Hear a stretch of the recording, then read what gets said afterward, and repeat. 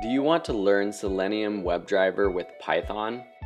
This is the perfect course to learn this popular test automation tool using Python, one of the easiest and most popular programming languages.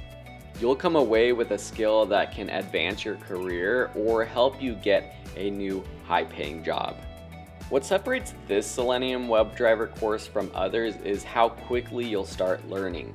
You don't have to sit through 30 or 40 hours of content to learn the basics. Within the first few hours, you'll be creating your own test automations. And even if you haven't learned Python before, this course will teach you the essentials so that you can get started and create your own test automations with Python right now. The lead instructor for this course is Dimitri, who is a professional automation engineer who now has several top-rated programming courses that students love.